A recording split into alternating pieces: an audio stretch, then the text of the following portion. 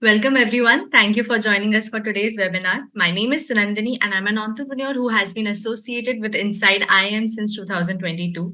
In this webinar, we have Mr. Vakul Agarwal, the VP Growth at Licious, who is also an alum of IIT Bombay. He has a 10-year work experience and has worked at renowned companies like McKinsey and Company, American Express, Blinkit, branch, and now at Licious. He has worked in growth marketing professional with extensive experience in developing consumer insights driven campaigns, and we can talk about it a lot later. He will only tell us about his journey. So what we are going to discuss is about his journey from IIT Bombay to VP growth of Licious. Licious is the first D2C Unicorn brand, and we are going to shed a spotlight on his career choices, aspirations, skills, and whatever he did to reach here. So if you have any questions during the webinar, please let us know on the live chat and we'll take those up at the end of the webinar. So really, really great having you here, Vakul, and want to know a lot from your experiences. Thank you. Thank you for the wonderful introduction. And I'll also try to enjoy my time with you. We'll try to share as much as I can. I'll be very frank. So yeah, feel free. Great. So maybe we should begin with at the beginning, maybe when you were in 12th grade. So Sure. Just to give a small context, so Vakul was a civil engineer, and from IIT Bombay. Then he went into growth side from there, and he has worn various hats like analyst, consultant, product manager, and now a VP. So the first question is what I want to understand is imagine you're back to 12th grade. So what were you thinking when you chose engineering? So when I was in my 12th grade, the reason I pursued engineering was because my elder brother also wanted to pursue engineering. So he was doing his JE studies, and I used to play cricket a lot with him. So he used to go for his JE classes. And at that time, because he was 2 years senior to me, at that time, I used to feel a little lonely at my home. So what I decided is I'll accompany him to his classes. And that is how I started preparing for JE. I never knew what JE is, right? But then because I seem to like physics a lot, I don't know why. When I was in my 10th standard, fell in love with the subject for not reasons known to me. And that is how the preparation started. And because physics became very, it was my favorite subject back then. And then I thought that, okay, it'll lead to me to a certain path. I kind of got to know from my parents that IIT is a big thing. Followed that without any know-how of what engineering would hold for me. But yeah, it was not a conscious choice that I took. It just happened. And I just saw that right after IIT Bombay, you went into growth. You didn't even try engineering, I think. So yeah, because at IIT, my major focus was always sports. Never did much of civil engineering, to be very true. I don't recommend the same. Right, people should do what they've chosen. The reason that I chose IIT Bombay is also to do with the city and not to do with the stream that I was at. I had only two colleges in mind. One was IIT Delhi, the other one was IIT Bombay. I had few of my friends, seniors in IIT Delhi, so I got to know few infrastructure challenges that were there at IIT Delhi.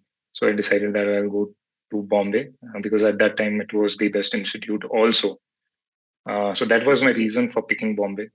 Stream was just an outcome of picking the college. And then in college, it was not to do more with civil engineering, but it was to do more with sports. So that is how did you see no engineering after college. And how did you end up in McKinsey? So this is a usual college procedure that we follow, and I think every IIT follows, right? After in your fourth year, there are placements. It starts from 1st of December. Uh, Most of the students prefer consulting firms. So consulting firms and financial firms are day one firms at college. I was fairly gungo for Deutsche Bank. That is what I was planning for, aiming for. I did my internship also in finance sector only. So I got interviewed for DB. I was really hoping to crack it, but unfortunately, I couldn't make it to Deutsche Bank. Luckily, or somehow, I got into McKinsey. I never prepared much for it. Again, it was luck by chance. But yeah, McKinsey was a good place. I knew it was one of the uh, top companies that people wanted to get into. Luckily, got into that. And that is how it happened. But my choice was Deutsche Bank So I at that have time. a question here. So you have Sure. been telling me that you didn't plan anything and you ended Yeah. up in one of the best places where everybody dreams to go to. Yeah. So just want to ask, was it completely luck or by chance No, you it were it working it for it? was it was not completely luck. So there were things which I did well in college. For example, I played a lot of sports. There's this thing called inter-IT sports meet. So I was part of the football team. Then there are various positions that you can hold as a student when you are at IIT. So I stood for the General Secretary Hostel Affairs, which is a big thing in IIT setup. So that also helped. My grades were not very bad; they were quite decent, I would say. So overall, the CV after 3 years was decent, and that helped me in getting shortlisted to different companies. So I think that thing I did well. I was not brilliant in all the things, but I was quite good across in multiple things. So that helped. Got it. And after Yeah. this, I think you joined American Express. Yes. After McKinsey, American Express happened. Yeah. So I just want to know, you're an engineer, you went into McKinsey as a Yeah. consultant and then American Yes. Express. So Yes. right there, what is the difference between the roles that you held in both the companies? And No, actually, the roles were quite similar. So hmm, McKinsey also was consulting, wherein a project length would vary from a year to year and a half because I was working majorly for US healthcare sector. hmm, And I'm not very sure how many of you would know. 2012, Obama yeah. got elected as a president, and he Hmm, introduced something called Obamacare, which hmm, was a heavy shift in U.S. medical sector. So I was working in that, and it was a long project. It went on for a year and a half, and I had zero interest in medical sciences. My dad is a doctor. I ran away from being a doctor anyhow. Uh, so I was very sure that I don't want to be continuing in that sector for sure, and I was looking out for other consulting opportunities. So American Express has this very small unit called, at least during those times, they used to call it a business intelligence unit. hmm, And what that unit used to do is read all the data that they had in a compliant way and consult other uh, companies. So I hmm, was a consultant in American Express also. I was consulting their clients. For example, I could name few of them. Jet Airways was one of their client. Other merchants that work directly with American Express were clients. So it was a consulting role.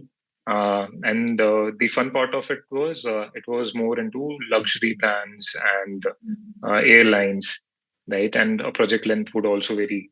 It was not 1 year; it was hardly 2 months or 3 months.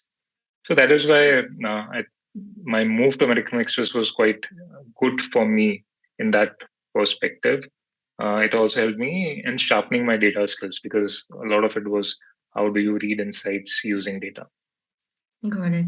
Yeah. So, sounds like very organized kind of a firm which has been going on for years and years, and you had to just plug in data and consult.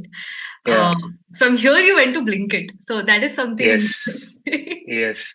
In fact, there was a phase wherein because I used to stay with my friends in Gurgaon, so we actually attended one startup in the delivery space.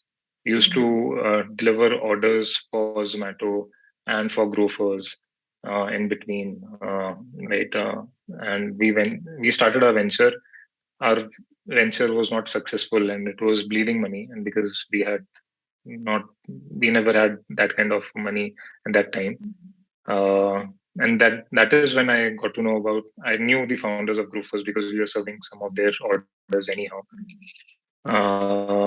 And then I thought that, okay, my startup is not doing well. Grocery is one space which is recession proof because even people will have their atta dal chawal, right, irrespective what happens. And the other thing was I was getting a very unique role. They said that we need someone to set up our digital marketing team, and I had no know-how of digital marketing at all. So I said, it'll be a hard skill because if I get to know digital marketing, then it'll stay with me for the rest of my life. I did some research. I also met my friends at Zomato back then because Zomato was in their second or third year. It was more established than Grofers. So got to know that if you're good in numbers, then you can at least attempt digital marketing. So I just jumped into that opportunity. Knew few seniors from college at Blinkit / Grofers. So that also helped make my decision better. But yeah, that is how it happened, the shift, which is a failed startup idea and execution, resulting into having conversation with multiple folks, then choosing Grofers / Blinkit. I want to understand here that how do I understand why you chose Blinkit, how you went there, but why did Blinkit choose you? Because you are not from a digital marketing background at all. So see, they were, I think, not very particular, particularly finding people who had digital marketing experience because see, Facebook was founded in 2006. Facebook adoption in India and even using Facebook to advertise started at max in 2012. So in 2015, the maximum experience in digital marketing field in the entire country would be hardly max 2 to 3 years. Right. So anyhow, the influx of talent would be very less. And this I'm telling hindsight, right? I never knew that this is how the hiring procedure would have been. I'm just guessing. But if someone is good with numbers and could rationalize things, I think it's a fair bet to put your money on that person. That is how I would see things rather than looking for the right experience because that time hardly anyone would have the right experience. And when you say good with numbers, like how do you analyze that somebody is good in numbers? Because you were from IIT Bombay, was that a reason? Not really. I think stints at McKinsey and American Express helped. Good with numbers is uh, given the data set or given the problem statement, can you figure out what cuts you will need to see to either prove a hypothesis or nullify that? So can you build a hypothesis using whatever data is available to you? And that hypothesis, can you validate or nullify using data in a very summarized way is how at least I judge whether people are good with numbers or not. Do they have a good sense of understanding business problems and then using data, solving them, or at least attempting to solve it? Yeah. I can't say I'm technically very sound with this, but okay, I understood whatever. A bit just. So I'll give you an example. For example, you were to judge whether a company is doing well or not, right?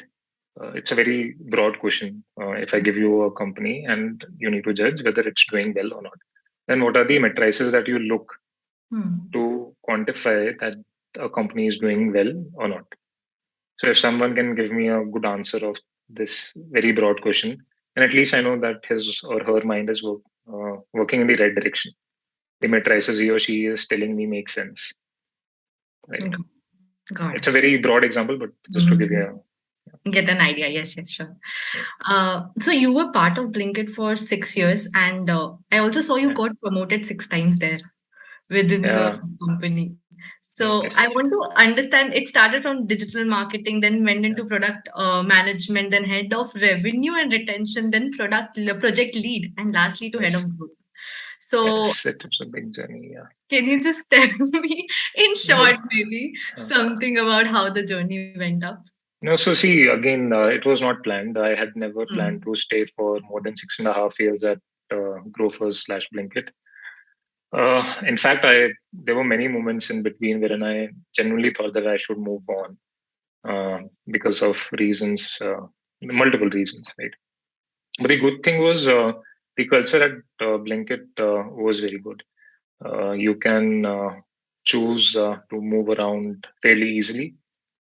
The focus was always on firstly finding the right problem, and then if you're willing to solve that, by all means, go ahead and solve that problem. And this is how the journey started. Right? Digital marketing was a problem when I started, so I tried my hands on it. Hmm. Then hired a team lead, gave that to him. Then moved into product because product was very new to me. Hmm. Learned product from an experienced person. Eventually rose to a position wherein I was kind of heading one part of consumer product. Good experience. Then moved back to the business team, which is heading retention and revenue.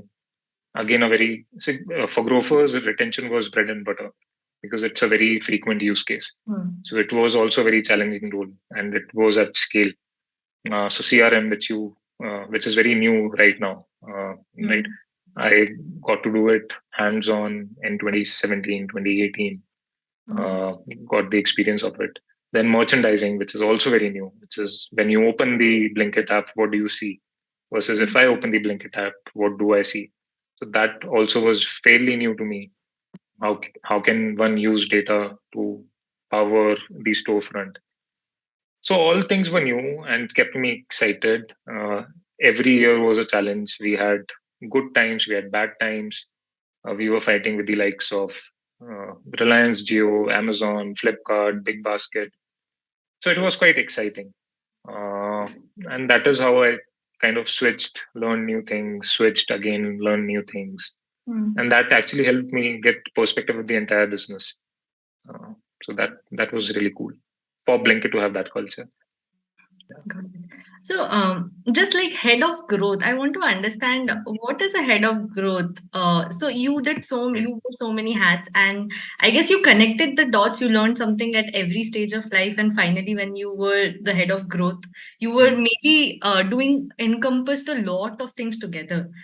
Yes. So, So yeah. see, when you think of growth Mhm. from, let's take Blinkit example only, right? So for growth, you will have various input parameters, right? Hmm. And I'll narrow it down for you. For example, Blinkit has only one store, assume, which is close to your household, right? Hmm. And if you open the app and you order anything, Blinkit will provide those things that you have ordered from that store to you and deliver it. Now, the input parameters for growth are firstly, when you open the app, whatever you wanted, is that available in that store or not? Right? Hmm. For example, you wanted a particular Lay's packet. Now, is that Lay's packet in that store or not? Is one lever for growth, which is if that Lay's packet is not there, then you will obviously not order. Right? Hmm. So my Hmm. assortment needs to be very right. The Hmm. second lever of growth is the time of delivery. Right? If I deliver in a day versus if I deliver in 90 minutes versus if I deliver in 10 minutes, the experience for that user would be different in all the three cases. Right? Obviously, you will be much more delighted if I deliver it in 10 minutes, but you Hmm. will not be so much delighted if I deliver in a day. So that is second lever of growth. The third lever of growth is the price point. If I give you a lace packet at 8 rupees, you'll be delighted instead of 10. You say, "Yeah, काफी सस्ता है." If I provide that lace packet at 10, you will be हर जगह से मिलता है 10 में. It's okay. Right? Hmm. So price point is another parameter that you can dictate. The fourth thing is when you open the app, do you get to see Lays by default or you need to search for it? Hmm. Because I know that, okay, you would like to have Lays basis whatever your historic data is, which is the merchandising play. When you open the app, you get whatever you want on the first scroll itself, predictive modeling, etc. That is another lever of growth. So there are multiple levers of growth that you can play with. And for that, you need to get in touch with with respective functions within the organization. And you then figure out that, okay, what is the proposition that I should take to consumer? Should I tell the consumer that if you order on Blinkit, you will get things at the best price? Or should I say that if you order on Blinkit, you will get your items delivered in 10 minutes? Or should I say that it will be a mix of both worlds? You can choose to get a scheduled delivery, which is next day delivery, or you need to pay for a quick delivery. So you need to figure that out by studying how people are reacting to your proposition. And once you know that people are reacting better, you just scale it up. So that's the fundamental premise of growth. I have kept aside the marketing angle because that is bread and butter for growth, but the other things are really important, which helps you in figuring out what the product market fit is for the category you are in. Got it. So, like when Blinkit started, it didn't have any Yes. data, right, Yeah. to give any conclusion that this will work or this won't. And you were working there Yes. for 6 years. And now Yes. I think Blinkit is all about 10. I think as a layman, Yes. I'm thinking it's a 10-minute delivery app. That is what I call. Yes. Yes. You're right. So Yep. I want to understand how Yeah. important was data in this whole. Obviously, it is important, but I want to understand how Yes. do you capture it? Like, will a D2C brand to even get an idea that 10-minute delivery is the thing needs time to collect all the data that, yeah, people want this.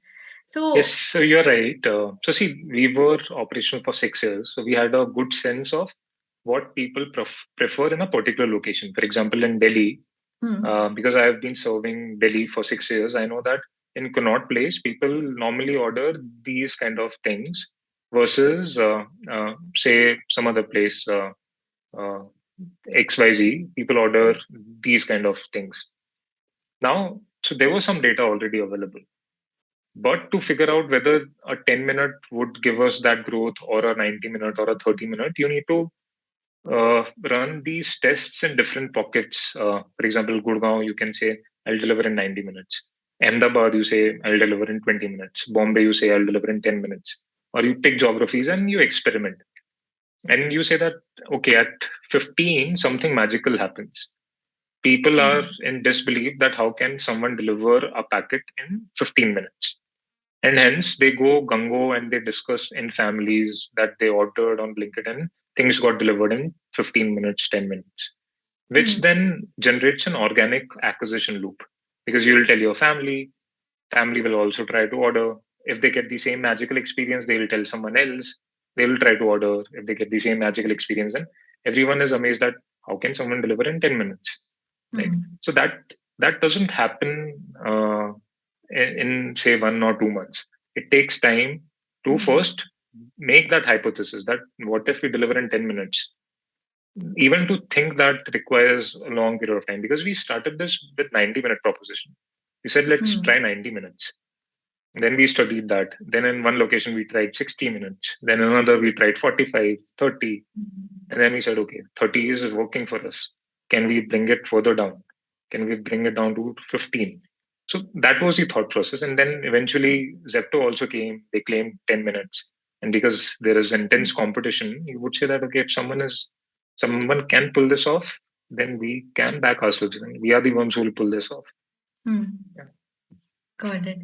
And now, when the 10-minute thing comes, obviously the question is how do you execute that? Because you need products right in front of the houses so that they can get the product in 10 minutes without causing any accident or anything like that. Yeah, actually, that's quite simple. And accidents, no one incentivizes delivery executives to uh, deliver it at a very fast speed. So no one says that you need to deliver within 10 minutes. The rationale behind that is the dark store, wherein all the items are kept, will be close to around 1.5 kilometers from your house. That is how dark stores are opened. So, for example, Delhi would have multiple dark stores. Gurgaon would have multiple dark stores. So you can imagine that for every household, there will be a dark store which is roughly around 1.5 kilometers to 2 kilometers away from your house.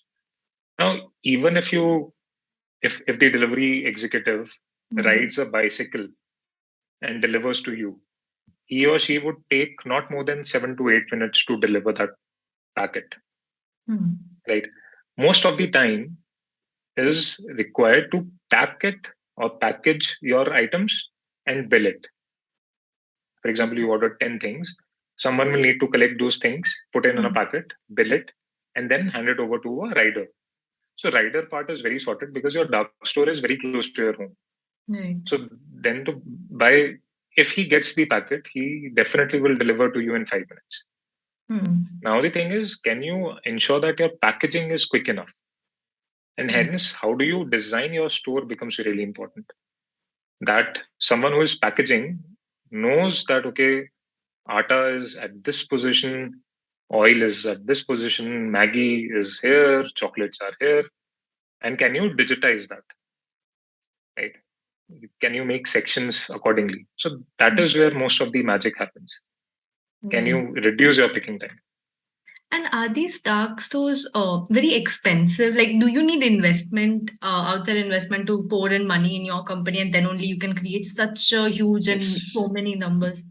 So see, if you want to do it at scale, you'll need Mm. investment for sure because you'll need multiple dark stores across multiple cities. A city will have multiple dark stores.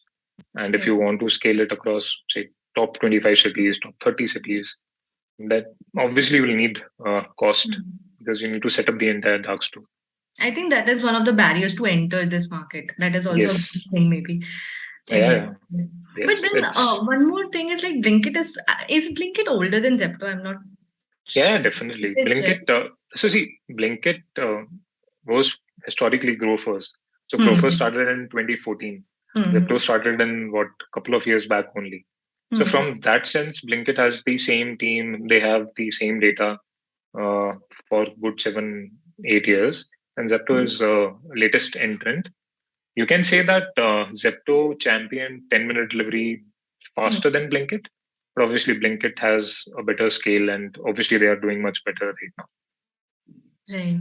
So, just like to understand the person who Hmm. starts the company and the idea first, so Yes. they get that whole, like, they need that time, years of data to collect and then to understand what is happening and get into this 10-minute bracket or all the points that you So said. see, Hmm. yes, it changes year to year. When Grover started, it started with a 90-minute delivery promise, and it was a marketplace model, which Hmm. is getting items from your nearby shops, which you Hmm. might already know.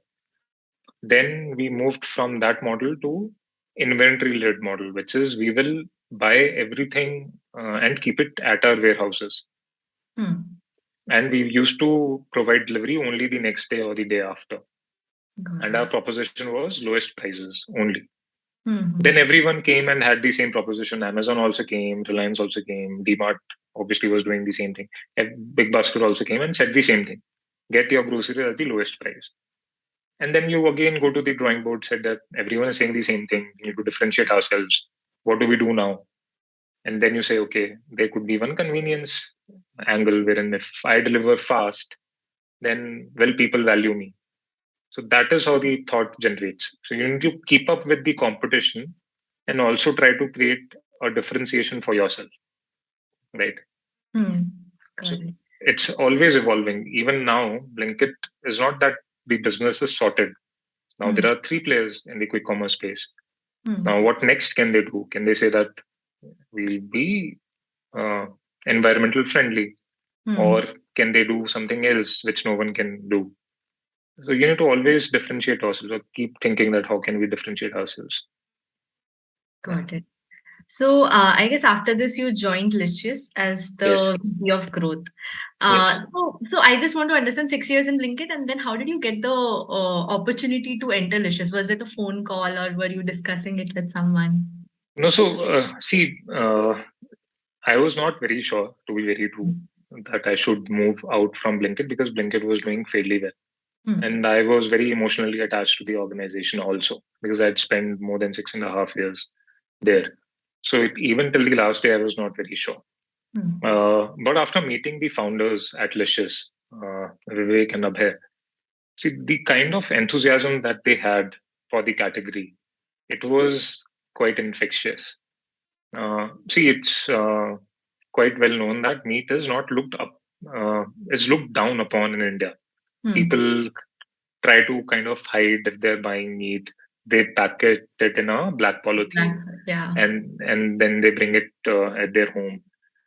And plus, the visiting site is also not that good when Hmm. it is processed. And when I met Abhay and Vivek, their idea was not to make this a $5 billion company or a $10 billion company or a $100 billion company. Their idea was very simple. They said that in India, meat is looked down upon. We want to change that perception. We want to take meat out from that black polythene and we want to package it really well. Like iPhone is delivered, now you want to Hmm. deliver it in, you should be proud of what you're eating. Right? Hmm. Irrespective of whether you are a vegetarian or a vegan or a meat eater, it doesn't matter. You should definitely be proud of what you're eating. You shouldn't be shying away from what you're eating ultimately. And then the motto was to change the category for good, not to make the business really profitable, etc. Profitability is one part of the business, and they were making this business to last beyond their ages, right? And their inspiration was Amul.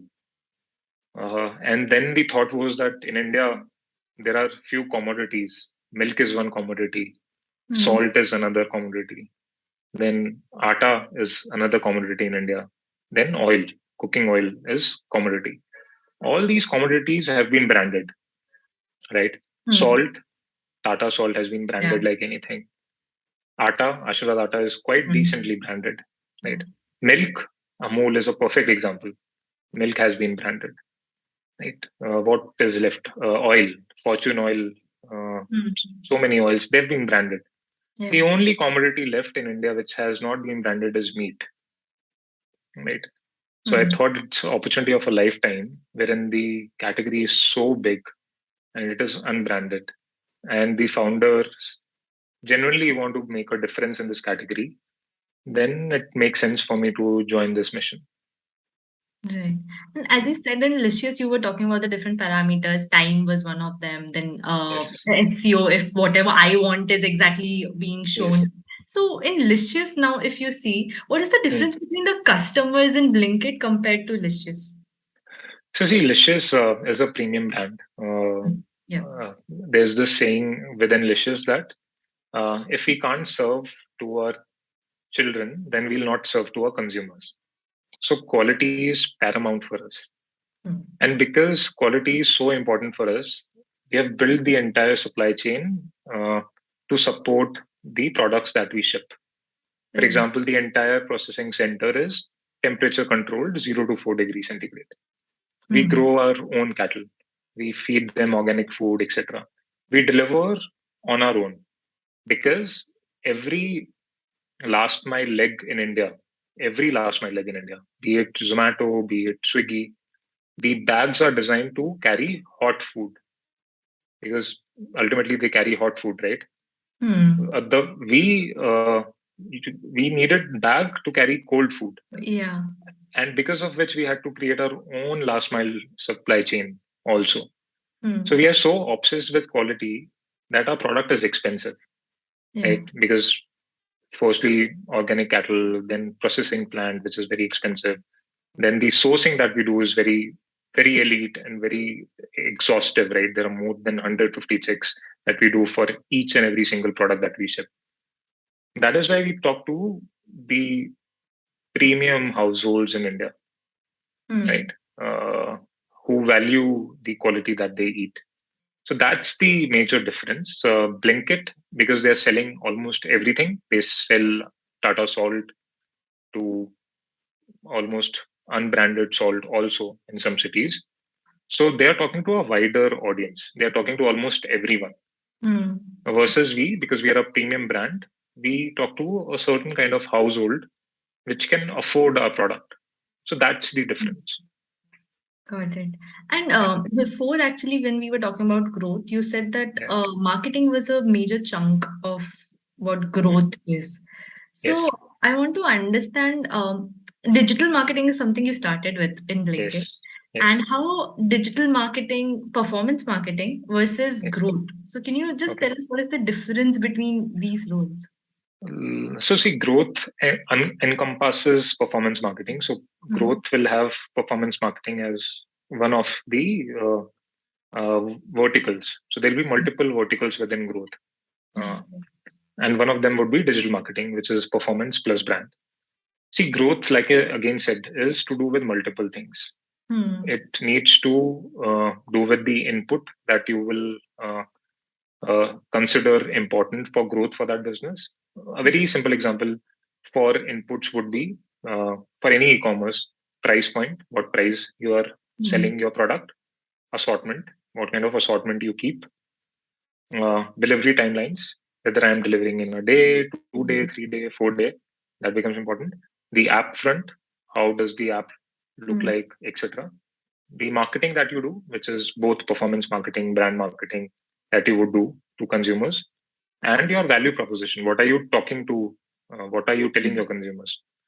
So growth will need to look at each of these variables and then figure out what should I do as a brand. Should I do a 1 day delivery or a 2 day or a 30-minute delivery? Should I keep assortment of 150 products or a 2000 product or 2 lakh products?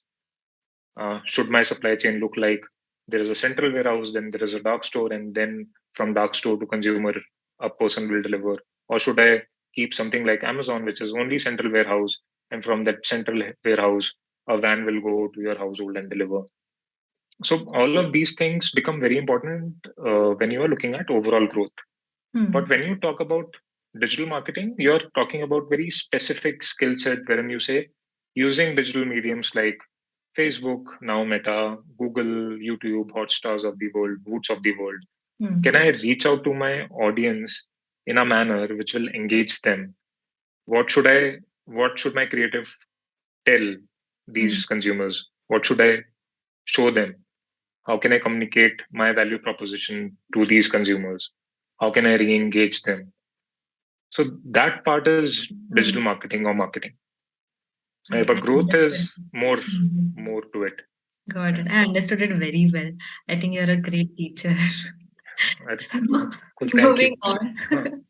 So you were saying that Licious was built because people are very not afraid, but yeah, they take meat as a very sensitive topic and they hide and buy things. And now recently you got into plant-based meat. Yes. That is something that we saw. So do you think like India is moving towards these things right now? So interestingly, I'll tell you why we launched plant-based meats. So plant-based meats was launched only for people who consume meat. It is not launched for people who don't consume meat, because the feel of it, the taste of it, and the smell of it is similar to meat. Okay. Right. So it was only for people who eat meat. And the reason we launched it was because all the plant-based meat out there in India and in the world, their shelf life was 9 to 12 months, which means that they had preservatives in their products, right? The taste was not similar to meat. The smell was not similar to meat. They were calling it plant-based meat, but the difference was quite stark. And this project started at Licious 2 years back when I had not joined. And the attempt was that just because there was a word associated with plant-based, which was meat, and we take real pride in calling ourselves, which is Licious, the meat exports. We said that we'll not let anyone deprive of the true taste of meat. And hence, this extensive research of 2 years, coming up with a product which is genuinely very close to how actual meat would taste like, feel like, with zero preservatives, with the shelf life of around 9 to 12 days only, not 6 to 9 months, right? Preservatives free. He said that we'll launch it and we'll take the game or elevate the game so high for plant-based meat that it'll do good for the entire category. That was the thesis of coming up with plant-based meat, that if there has to be a plant-based meat, then it has to be championed by Licious, and it should mirror exactly like what people eat, be it mutton or chicken. So that was our attempt. But I'm a bit confused here. So Yes. you said it was made for non-vegetarians who eat Yes. meat. Yes. I eat meat, why will I try to like, because what I know is people who are Uh, vegan or who are meat lovers, but they are very yes. conscious about nutrients and they don't want to kill Yes. animals. That is one of Yes. the major Yes. things. So that is why Yes. they don't want to eat meat. Yes. So our attempt for launching this was for meat eaters who on specific days for religious reasons can't consume meat. For example, if today is Tuesday and Hmm. I am a believer that I shouldn't eat meat on a Tuesday, but Hmm. I'm craving for meat on Tuesday, then Okay. what do I do? Or if it is a Saturday and Saturday, due to religious reasons, I don't eat meat and I'm craving for it. And that is why the brand name also, which is Uncrave. You don't need to crave for meat. And that Makes is sense. how it came. Yeah. Yeah. Got it. And do you Yeah. have a assumption that all the non-vegetarians are a bit premium or they are richer considered in India? See, I can't really say that Hmm. because there are good mix of people who are affluent and they don't prefer to eat meat. For example, Gujarat is a classic example, Hmm. Yeah. right? So it's a mix of both. And 70% of households in India consume meat. It's a big market, Yeah. quite big. So it cuts across different status. Got it. And is Licious or a Licious like model available in abroad that you look up to, or maybe you have seen it grow before you guys? Uh, See, in fact, there is no one like us who does the entire supply chain end to end, right? And there are Hmm. reasons to it, right? See, West is very tuned to eating frozen meat, Hmm. right? Yeah. They are very okay to eat frozen meat. In India, people don't prefer eating frozen meat because of obvious reasons, right? It's not that healthy, etc., Hmm. etc. This is the right thing to do, and hence you will not find a parallel in any of the Western world, right? And Hmm. because this is very unique to India, because Indians want Hmm. to eat good quality fresh meat only, even Hmm. in vegetables, they don't preserve, they want to eat fresh. Hmm. And because of which we had to create this entire supply chain, Got right? it. So it's a very Indian problem. And that is why we are solving it in a very Indian way. And that is why we are the only ones in the world to have this kind of a setup. And are there any like, can you just name some issues with the supply chain that you face nowadays? The biggest issue is that because it's a fresh product and Hmm. the shelf life is only 2 days, Hmm. now it becomes very hard for us to predict demand. For example, if I were to predict demand for tomorrow, it Hmm. becomes really impossible for me to get it right. Hmm. Because if I over forecast, then I will waste a lot more, which is not Hmm. nice. And Yeah. if I under forecast, then consumers will come onto my platform and they'll feel Hmm. that okay, I wanted to eat XYZ, but it is not available, which is a bad experience for a user. So demand forecasting is the most important problem for us, Hmm. which essentially boils down to how much should I process in a day for my consumers, right? Right. So that becomes really tough. And what happens to the waste meat? See, if the shelf life is more than 2 days, Hmm. you can't serve to consumers, obviously.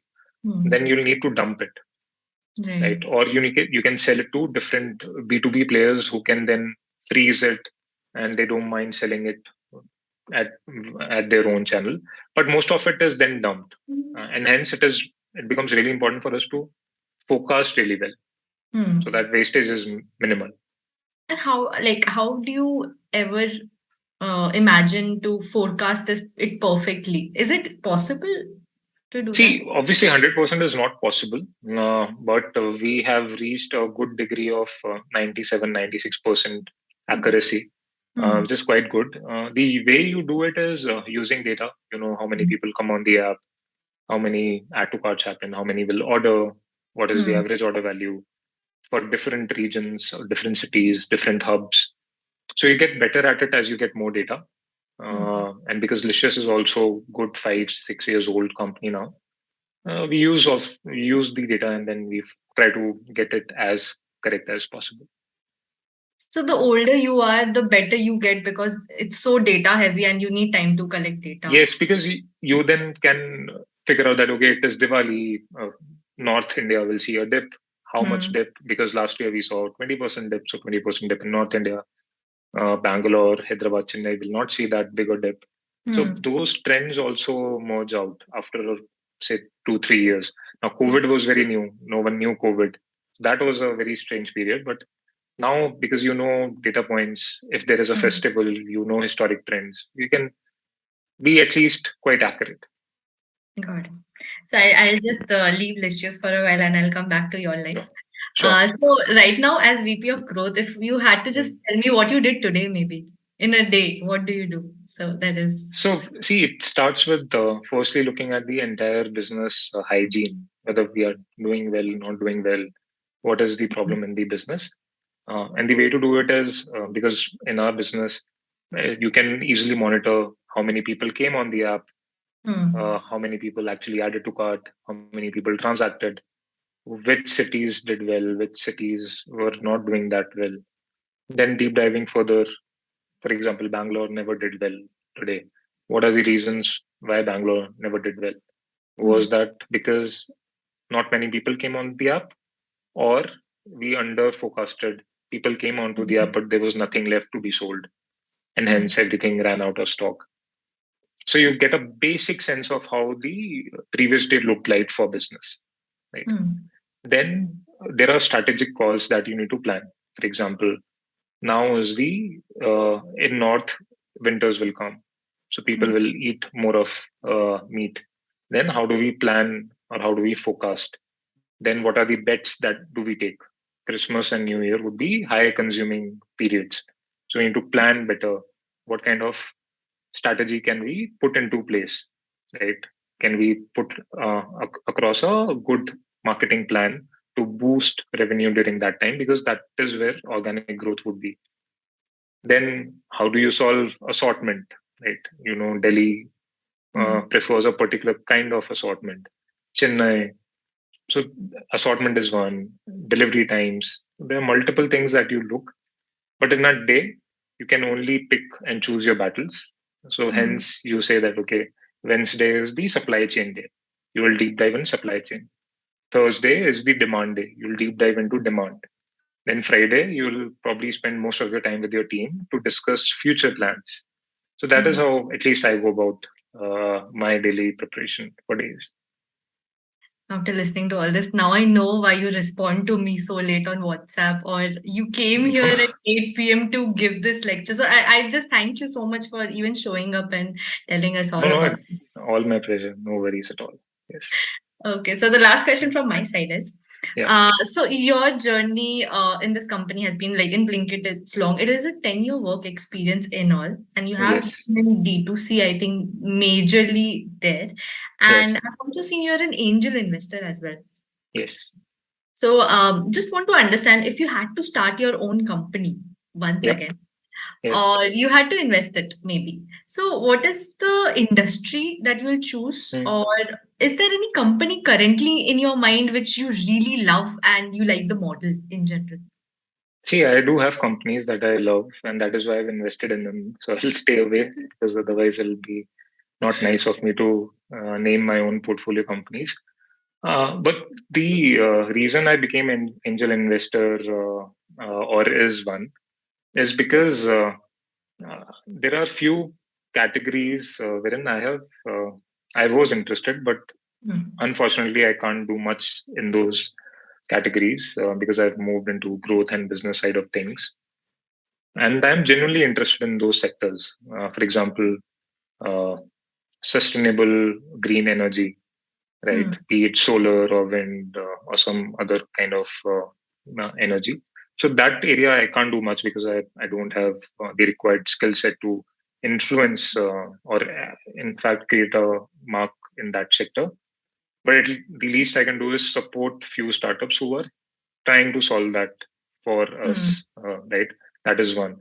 The second is I was very interested in machinery when I was in college, right?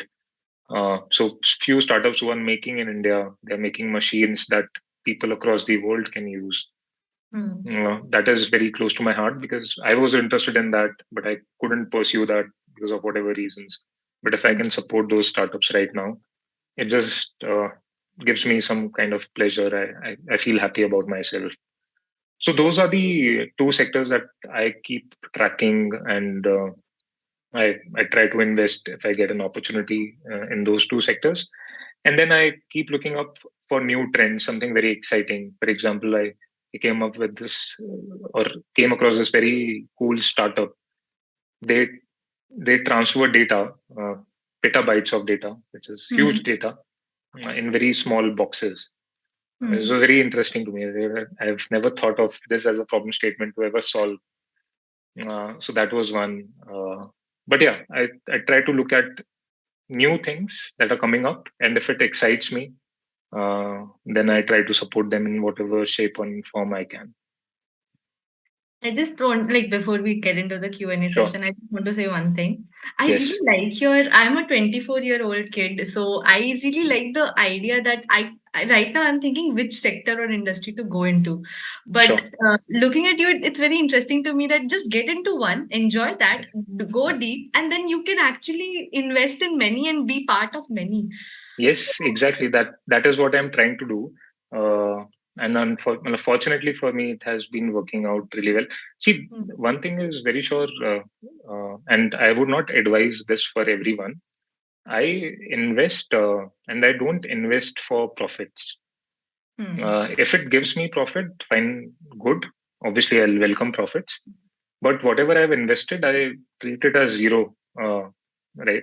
And the reason Hmm. I invest is because I genuinely think that if that venture becomes big, uh, it'll help us. Hmm. Or I was genuinely interested in that sector or category, right? So I don't take the baggage of investing with me ever. Like if I Hmm. invested, it's done and dusted. I'll never look back thinking, oh, I should have not invested, etc. It Yeah, was really, really, I'm really excited and I'm really happy to talk to you. sure. Something new, I guess. I have a different mindset right Like now.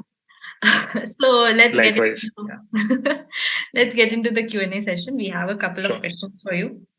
Hmm. Um, so Mr. Sritam Das is saying, Hmm. hey Vakul, uh, Yes, I. what do you think a retail conglomerate can't start a quick commerce firm? Why do you Uh, think a retail conglomerate can't start a quick commerce? Multiple reasons. One, I would say, for example, HUL. I'll name one of them. Mm, HUL or PNG. If they were to start their own quick commerce, they'll only have their own products, right? mm, A retailer will only be successful if they keep multiple brands. Like even your shopkeeper close to your home will keep Maggie and will also keep Yippee noodles. Yippee noodles. yeah. Will keep Lay's. Will also keep Bingo. Mm, Assortment is very important in a grocery player, right? And hence, even if HUL wants to open, they will fail just because they'll not have the complete assortment. They'll try to only sell their own products. And the second thing is they will they need to create a platform first mm, wherein people will download the app and then order. They'll need to create the entire supply chain, which is fairly expensive. I don't think that will be their focus anyhow. got it. Yes, makes Yes. sense.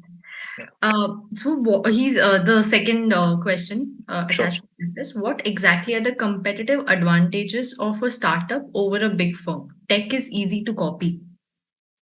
See, tech is obviously easy to copy. In fact, any physical product is easy to copy, right? iPhone, you can see Mm, multiple copies out there. Uh, the one thing that works in favor of startups is they are very agile. Agile is a very abused word. I would say they are open to experimentation and they are willing to fail often. For example, Grofers, Blinkit has done at least four different product market fits mm, till now, if not more. mm, So they're very agile in their business model and they change business models fairly easily because they're always trying to survive in the market. And hence, by nature, they're agile. Established corporates, they're profitable. They need to be held accountable by the shareholders because they are Hmm. public, and hence the very nature of experimentation will reduce because they need to show profits every single quarter to their investors. So that's the difference. There is no pressure on these startups on a quarter basis. Obviously, there is to turn profitable, but not on a quarter to quarter basis. And they're always trying to figure the perfect product market fit for themselves. That I think is the major difference. I would say, yeah. Go ahead. The next question is Vakul, you worked in CRM, and I'm sure you must be aware of the crowding of email and now WhatsApp. What Yes. do you think will be the next big D2C channel to reach customers for acquisition, Hmm. engagement and retention, etc.? So, see, the best channel is your own data, which is if you go to Licious today, I'll get to know that you had launched the app. Hmm. So, notifications, how best you're using your notifications, not be very frequent on them, but to a good degree, wherein you're engaging people, not meaningless notifications. So, that will be the one channel that will be very important. The second is your storefront. So, if you open Blinkit today or if you open Licious today, do I tell you what I want to tell you rather than it is same for everyone? So that is the another massive channel that marketers have at their disposal, which is once you open the app, what do you Hmm. show to the user is really important, right? And then all your digital platforms, be it Google, YouTube, Hotstar, Hmm. Facebook, Instagram, how do I use these channels so that whenever I talk to a consumer, Hmm. I'm I'm genuinely engaging him or her, right? It is based on his or her interest. The language that I speak is the language that he or she understands. So those things are much more important because channels are at your disposal. Facebook, Google, Hotstars of the world are available to everyone now as a marketer. It is the content that you put out there and the way you engage your audiences that makes the difference. But what you spoke about talks about engagement and retention. Yes. But what about acquisition? See, acquisition also you can do via YouTube. For example, if I'm a brand, Licious, and I Hmm. want to acquire users, I can easily use the ecosystem of Google and say that I want to acquire users who are similar to my transacting users, right? Hmm. But what I need to actually spend time on is what will I tell these users about?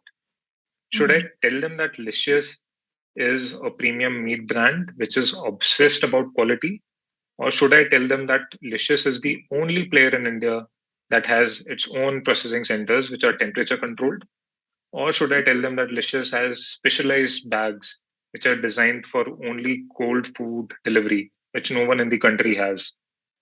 Or should I have a celebrity talking about how good Licious is?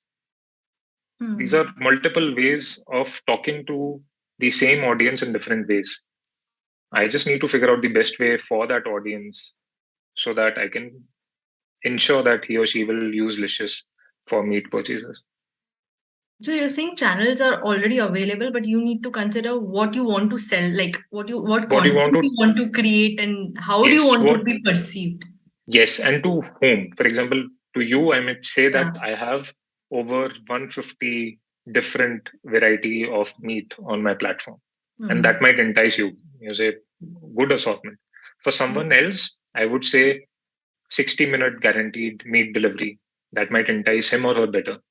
To the Hmm. third person, I would say superior quality than rest of India. So Hmm. three different ways of telling why Licious to three different people, which and these Hmm. reasons are important for them to consider buying. Yeah. Got it. So the next question is Licious profitable yet? No, Licious is not profitable yet. We are working towards that, trying to make Licious profitable. But yeah, it's a work in progress. Got it. So are these kinds of models like is there a timeline that okay this much time it will take to for these D2C brands to become profitable? See, we might choose to become profitable this year also. It is easily possible. But we need to have a fine balance between growth and profitability, right? If Hmm. I make my marketing plans zero, and if I start doing next day delivery, I'll be Hmm. profitable from tomorrow, right? I can make money. But we also try to ensure that we have a good differentiation in the market and we are seeing decent growth. And Hmm. that is why we always try to invest in future, saying that, okay, I need this supply chain because if I have this supply chain, then I'll grow at a particular pace. And probably after 18 months, I'll be profitable at a base which is much bigger than what if I choose to turn profitable tomorrow. It'll be a smaller base. I'll be doing a business of probably uh, 3 times less than what I'm doing today, but I'll be profitable. But I want to do a business which is 3 times what I'm doing today and then profitable. So it's a choice between growth and profitability. And it has to be a fine balance. You can't also choose growth over profitability. You can't say that I want 5x growth, but I'll not even look at profitability. So it has to be a fine balance. So the fine balance in a company perspective. So you are Yes. the growth VP. So is there someone Yes. like a VP of finance who fights with you? Yes. So I want. Yes, that person is usually called a CFO. Uh, but yeah, so uh, Okay. yes, so there has to be a fine balance, right? You need to grow at a particular cost, right? You need to always keep your cost as a check metric and then deliver on the growth numbers. Got If it. I have all the money in the world, then obviously everyone can be a growth manager, right? Right. So I Yeah. think we are done with the questions. I hope you enjoyed the session with me and the Yes, audience. yes, definitely. I enjoyed my session, and I hope it helps Hmm. you guys in one way or the other. Happy to Definitely. help or happy to answer any other questions that you might have. You can just post it on LinkedIn would be the best medium. Sure. So yes, anybody who has any other questions, please do post them on LinkedIn. I can share the link as well in this description. Yes, And thank you so much. I think somebody has a question, one last question maybe. sure. Yeah. Vakul, keen to know how do you manage the supply chain considering your meat has small shelf life? See, the the way to do it is, for example, if you're serving in top 12 cities, then you have a processing Hmm. center in those cities and hub in those cities. So from processing center to hub, it'll take what 6 hours, and from hub to consumer, it'll Hmm. take 90 minutes. So supply chain is not a Hmm. challenge. How much should you process is a challenge, right? Because I process more, and if I sell less, then will be wastage. And if I process less Hmm. and I sell more, then consumers will have a bad experience. So supply chain is quite sorted. The rigor Hmm. is in maintaining the compliance across the supply chain, that it should be temperature controlled, everything should be very neat and clean, and it's very hygienic. That is the hard part. But again, predicting demand is where it becomes really tough. Makes. Yeah. We have one more question, and so Sure. sorry, this came No, up. no, but yes. Rishikesh is asking, hello, Vakul. Did Licious see a dip in demand after work resumed mode at office instead of work from home scenario? I trust it has a direct connection with the customer demographics. So basically, the question is when people were working from home versus when people are going to office, have we seen a demand dip? No, Dip. not See a really. demand after the resumed. Not really. And see, the reason for that is people prefer consuming meat, and it's a very involved category, right? If I am cooking Hmm. meat at my home, usually I do it myself over the weekends or whenever I get free time. Meat eating at home Hmm. is a very involved category as compared to groceries because people don't really care where does your Tata salt come from, right? And no one even cares Yeah. what salt am I. They'll care what salt, but they'll not be very emotionally attached to Tata salt. Versus people are very Hmm. emotionally attached to where they get their meat from, which cut should they buy, which fish would they prefer, etc. And the reason why I say coming back to office or going and working from home doesn't have a bearing is because when people were working from home, they were working, some of them were working from their remote places. For example, I was in Meerut and Licious never Hmm. delivers in Meerut. So they were in tier two, maybe tier three cities wherein Licious was not available. When work from office started, most of them flew back to Bangalore, Delhi, Kolkata, Gurgaon, where we serve. And hence our demand, in fact, increased because people from tier 2, tier 3 cities came back to metros wherein we are serving, right? So there was no dip in demand. It increased a bit because of influx in metro cities. Got it. So I hope everybody got their answers. And if there are any more questions, just ping right now. I guess we are done. So thank you so much for this session. Thank you. Thank you so much, audience. Thank you so much, Vakul, for joining us and helping us with all our queries. Thank you guys for having me. And thank you for being a lovely host. Thank you. Thank you. Okay. Yes. Bye-bye. Bye, guys.